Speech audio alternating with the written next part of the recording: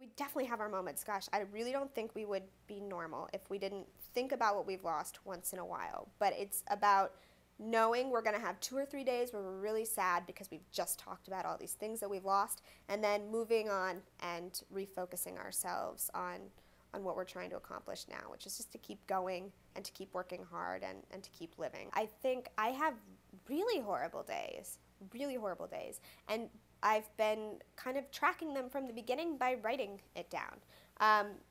About 2 weeks into TC's injury, I started blogging, not because I wanted to be a blogger or even a writer, but because I was overwhelmed with trying to keep people updated on how he was doing.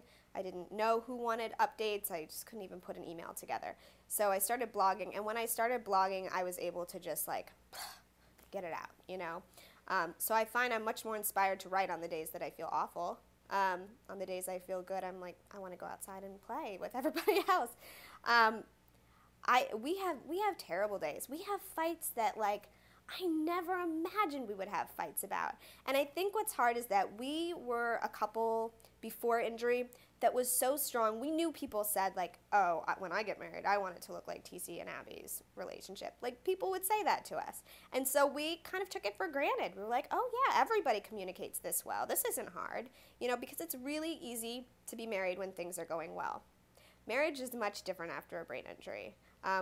The hard days are harder than we could have imagined, and they really force us to think about who we are and like how selfish we all want to be sometimes, and just accepting that it's okay to feel selfish and it's okay to want a lot out of your life, and then be really upset when those options are taken away from you.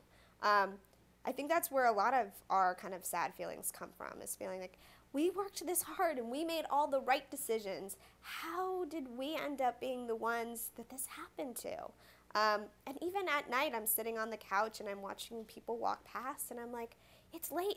How did they get home okay? How did my husband not get home okay? Why was it my husband? So we certainly have days where we need to venture into the it's not fair land.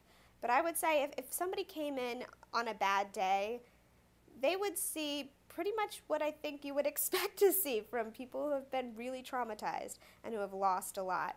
But we're very human, and we're very willing to take our anger out on each other because we're the only ones around. And because we can't punish the people who did this and get any satisfaction out of it. What's done is done, and we know that. So we're working through it. I think forgiving ourselves has been a big part of it. Like, oh, you know, my attitude was so ugly yesterday, but okay, this is a new day. I don't have to go into that territory again. I can think in a different way. We've really had to change who we are on the inside. We really have.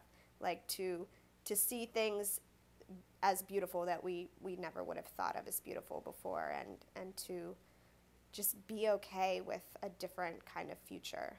So it's a lot of mental work. It's a lot of mental work, not just for TC, but for me too.